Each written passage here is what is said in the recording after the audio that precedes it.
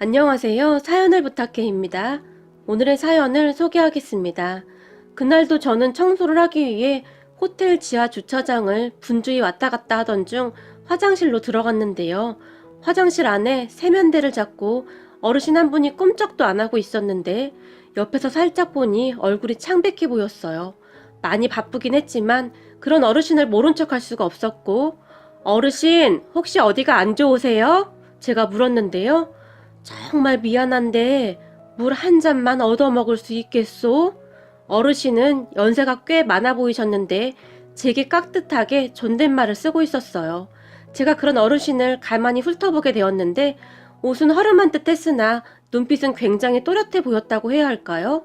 그렇게 저는 무엇에 이끌리듯이 어르신을 일으켜 세우며, 저기 조금만 가면 제가 쉬는 곳이 있는데 그곳에 가면 정수기가 있습니다. 제가 부축해 드릴 테니까 같이 가시죠. 걸으실 수는 있으시겠어요? 저 혼자 다녀와도 되긴 하는데 몸이 안 좋으신 어르신을 홀로 두고 가기가 그래서요. 제가 어르신에게 말을 했고, 고맙소. 그럼 나 좀 조금만 잡아주겠소? 약 먹으면 금방 괜찮아지니까 초면에 실례 좀 하겠습니다. 라며 제 팔을 잡았어요.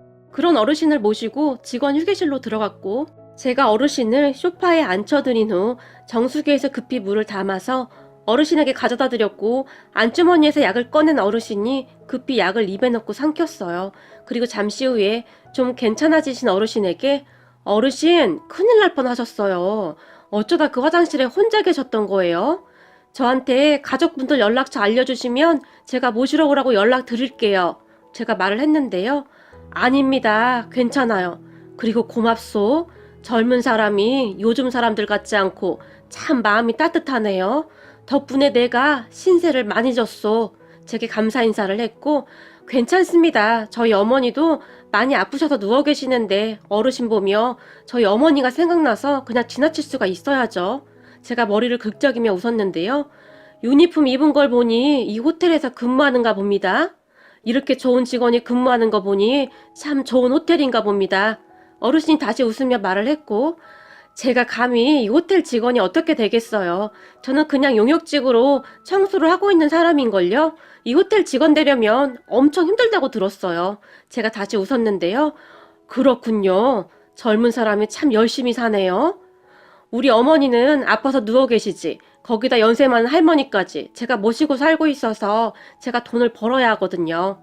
라며 제가 말을 하고 있었는데, 생각해보니 처음 보는 어르신한테 그런 말을 왜 하고 있나 갑자기 제 자신이 한심하기까지 했는데요.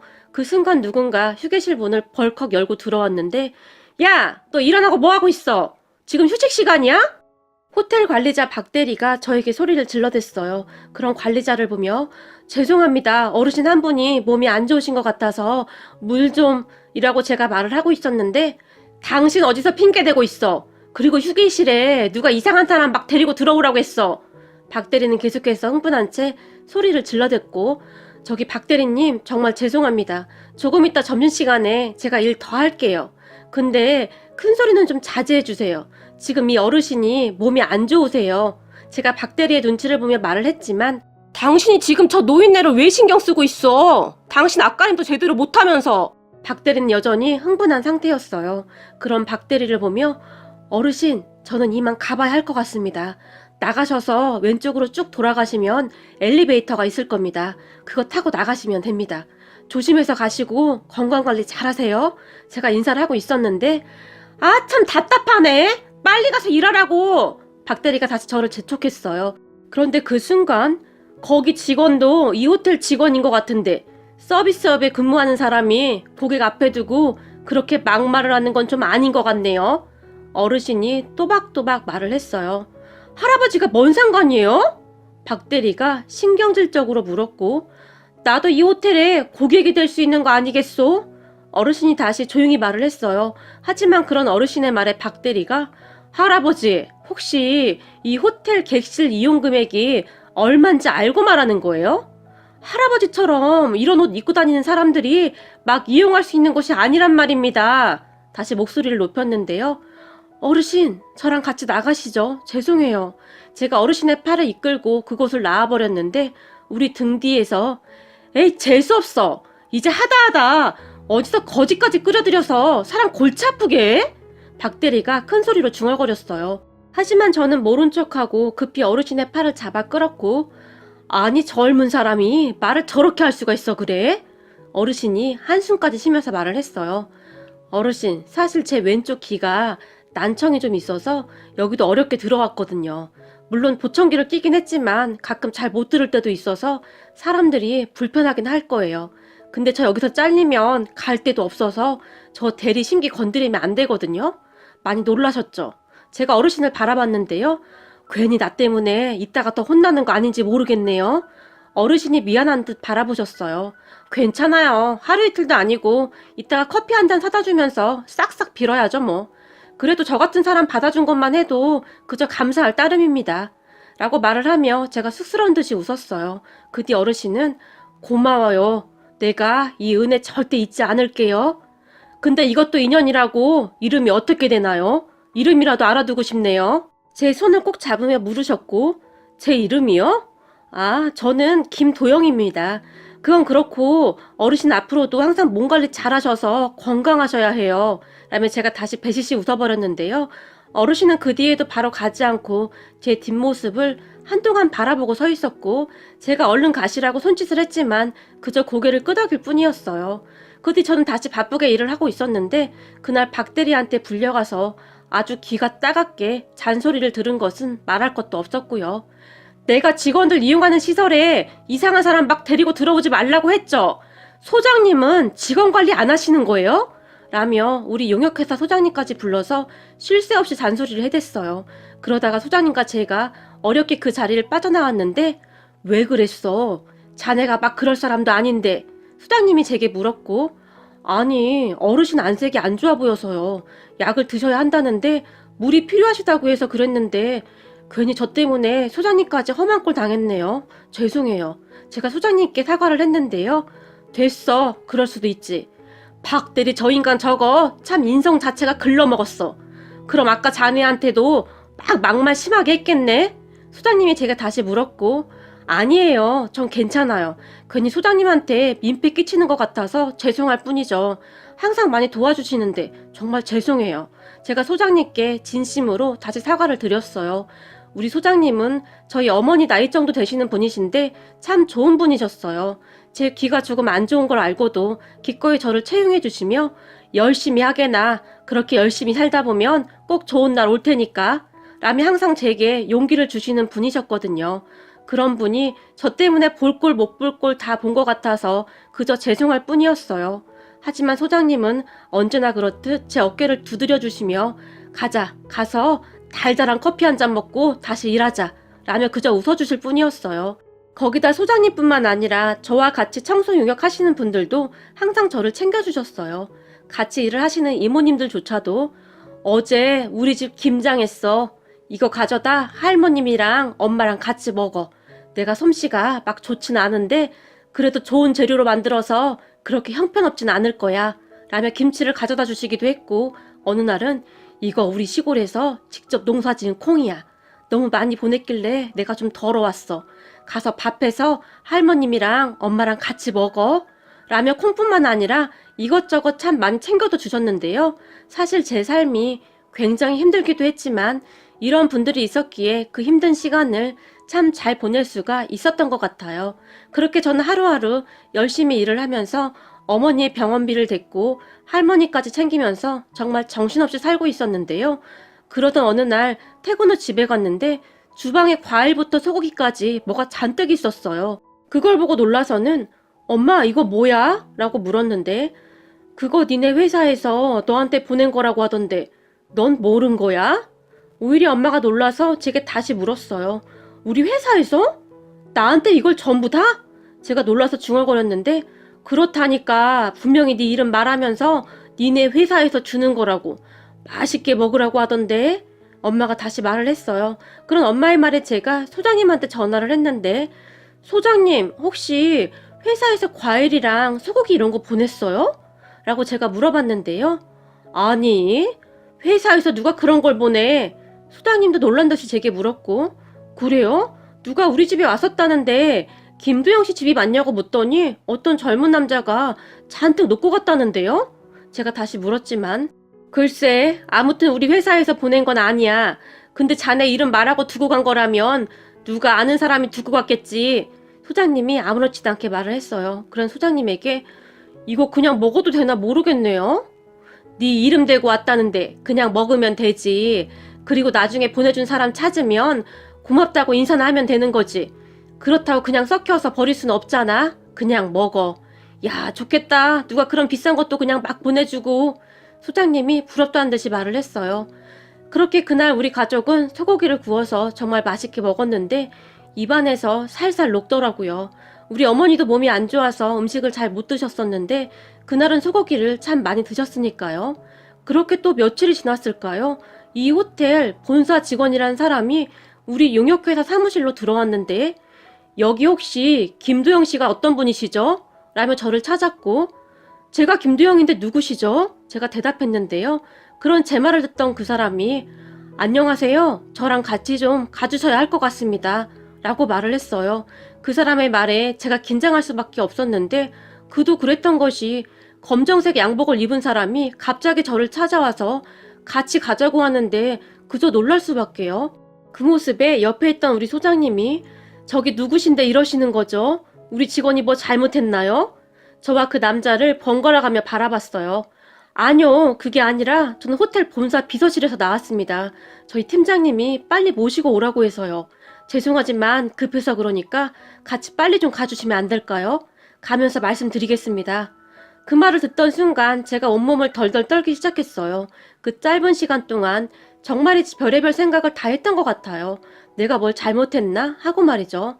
하지만 아무리 생각해봐도 딱히 생각나지 않았고 단지 얼마 전에 모르는 할아버지 한 분을 직원 휴게공간으로 모시고 들어간 거 그것 때문인가? 하여튼 수만 가지 생각이 머릿속을 맴돌고 있었어요.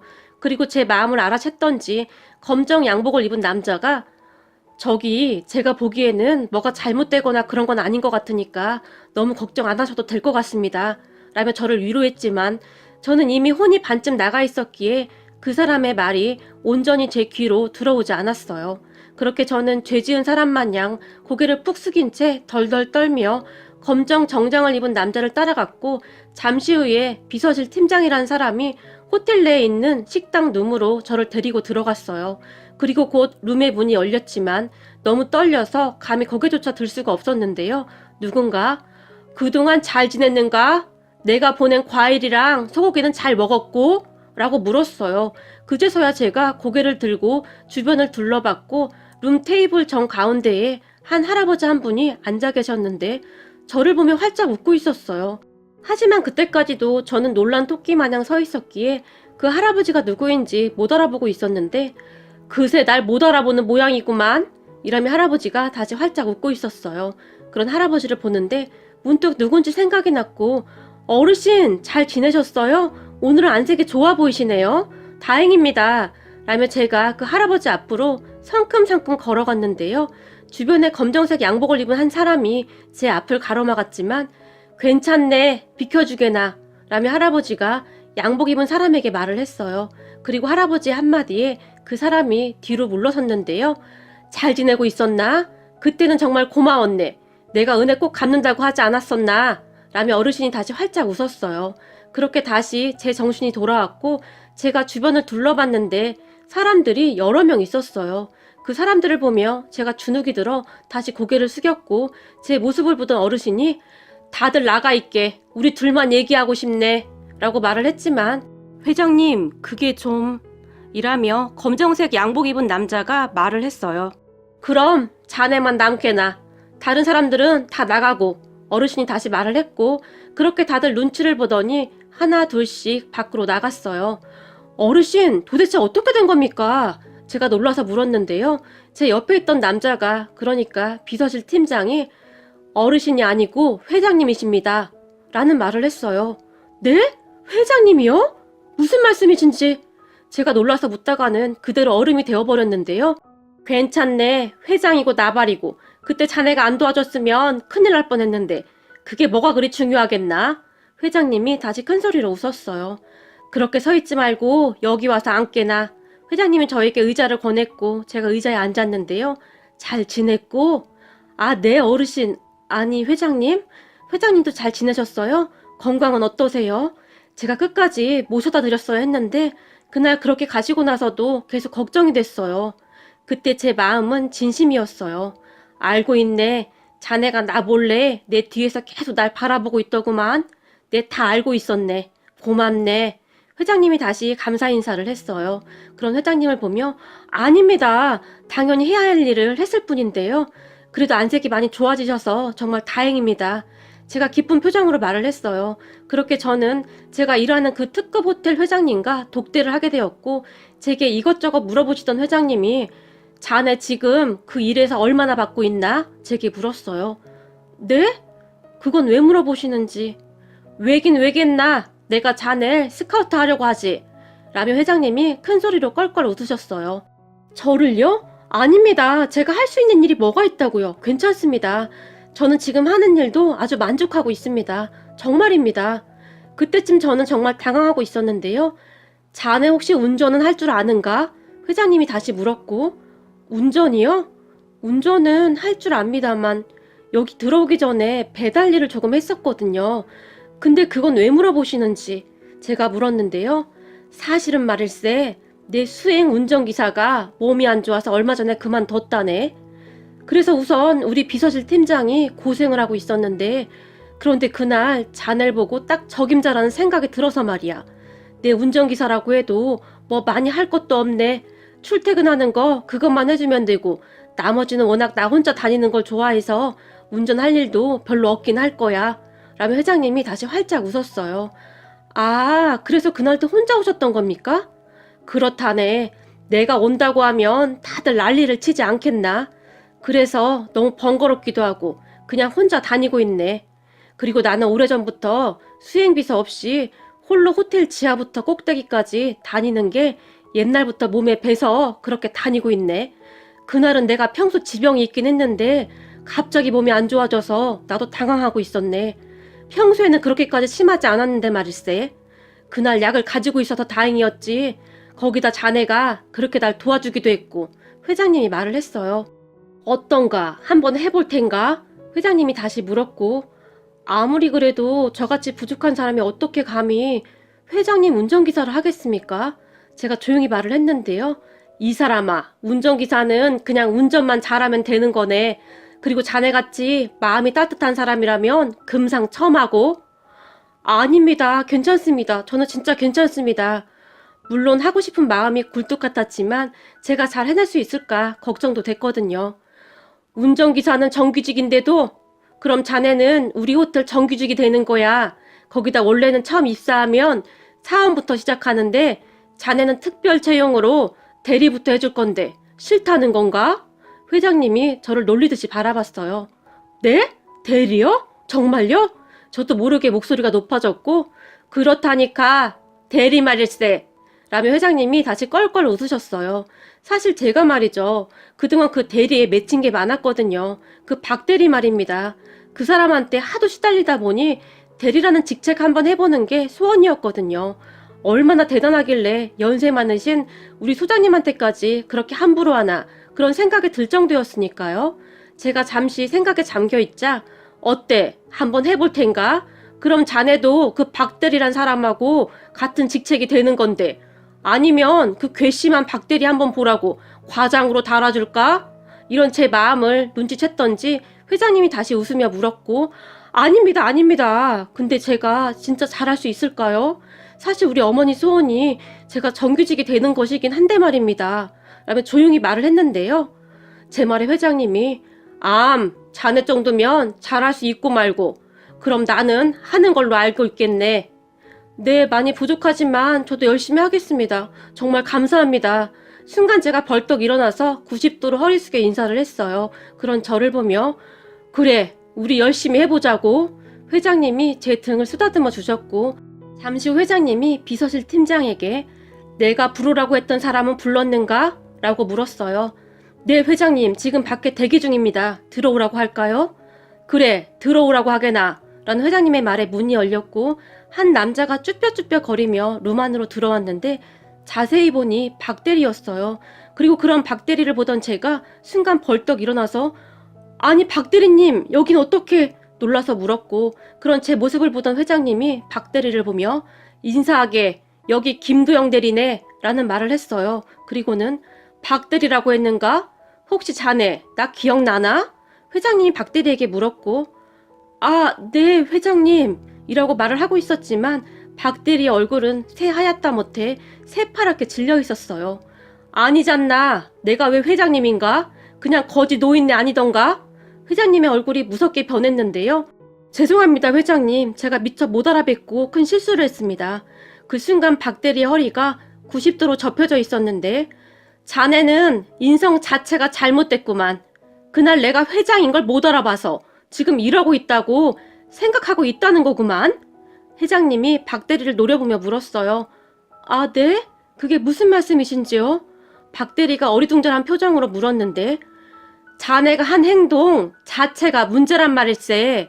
사람을 겉모습으로만 판단하는 것도 문제인데 용역회사 직원이 자네 밑에 부하 직원인가? 그리고 아무리 부하 직원이라고 할지라도 어떻게 그렇게 막말을 할 수가 있단 말인가? 용역회사 직원은 우리 회사의 협력회사 아닌가?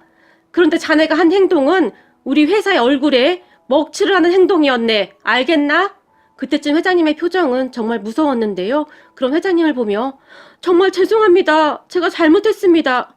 박대리가 울먹이며 말을 했어요. 어디 협력회사 직원에게 반말을 한단 말인가? 우리 회사 직원 수준이 그거밖에 안 된단 말인가? 회장님이 한숨까지 쉬었고 김 부장 들어오라고 하게. 회장님이 다시 누군가를 찾았어요. 그리고 잠시 후에 김 부장이라는 사람이 들어왔는데 자네는 도대체 직원 교육을 어떻게 시키는 건가? 앞으로 다시는 이런 일이 없도록 하게나. 회장님이 불호령을 내렸고 죄송합니다 회장님. 다시는 이런 일이 없도록 하겠습니다. 됐네 나가보게나. 라며 회장님이 둘을 내보냈어요. 그리고는 언제 그랬냐는 듯이 온화한 표정으로 그리고 자네는 다음 주부터 나올 수 있겠나? 제게 물었고 지금 하던 일 마무리하고 바로 출근하겠습니다. 정말 고맙습니다. 제가 다시 허리 숙여 인사를 드렸어요. 그래 그럼 곧 다시 보자고 라며 회장님이 활짝 웃으며 나가셨고 저는 얼마 뒤 회장님의 운전기사로 일을 하게 되었어요. 그런데 제가 정말 감동받은 것이 말이죠. 회장님이 제 명함까지 다 준비해서 주시면서 가서 어머님께 정규직 됐다고 말씀드리게나. 김대리 정규직 되는 게 어머님 소원이셨다며? 라고 활짝 웃었어요. 네 감사합니다. 정말 감사합니다. 제가 눈물을 글썽였지만 김대리 앞으로 잘 부탁하네 라며 웃으실 뿐이었어요. 그렇게 저는 회장님의 운전기사로 근무를 하고 있었고 휴무날 전에 일했던 곳으로 맛있는 것을 잔뜩 사서 찾아갔는데요. 아유 우리 김대리님 왔구만 이라며 소장님이 제 손을 꼭 잡았어요. 왜 그러세요 쑥스럽게. 제 얼굴이 시뻘겋게 달아올랐는데요. 내가 자네 잘 될 줄 알았어. 자네가 좀 성실했나? 정말 잘 됐구만. 아니에요 소장님이랑 여기 이모님들이 다 챙겨줘서 제가 잘 된 거예요. 저도 항상 은혜 잊지 않겠습니다. 라고 말을 했는데 소장님이 저를 꼭 끌어안고는 눈시울을 붉혔어요. 내가 그동안 그놈의 박대리 때문에 아주 한이 맺혔었는데 10년 묵은 채증이 싹 다 내려가는 것 같다. 라며 큰소리로 웃으셨어요. 그러다가는 자네 혹시 소식 들었어? 소장님이 물었고 뭘요? 박대리 말이야 지방으로 발령 났어. 들리는 소문으로는 문책성 인사라고 하던데 근데 그 성격에 반성이나 하겠어? 소장님이 꼬시다는 듯이 말을 했어요. 진짜요? 박대리는 진짜 좀 심하긴 했어요. 소장님한테조차 막 막말할 때마다 어찌나 속이 상하던지 말이에요. 소장님 이제부터 조금 편해지는 거 아니에요? 제가 웃으며 물었고 그랬으면 좋겠는데 말이야. 그렇게 소장님과 저는 한동안 대화를 했고 자주 놀러 올게요 라며 제가 인사를 했어요. 워낙 정이 깊은 곳이라 쉽게 발길이 떨어지지 않더라고요. 하지만 그 뒤에도 저는 그곳에 자주 들러서 감사한 마음을 전하곤 한답니다. 참 힘든 인생이었지만 쨍하고 해뜰 날이 있다고 저에게도 그런 날이 왔네요. 앞으로도 하루하루 열심히 살면서 우리 할머니와 어머니를 모시고 잘 살아가겠습니다. 긴 이야기 들어주셔서 감사합니다. 오늘의 사연은 여기까지였습니다. 즐겁게 보셨다면 구독, 좋아요 부탁드립니다. 고맙습니다.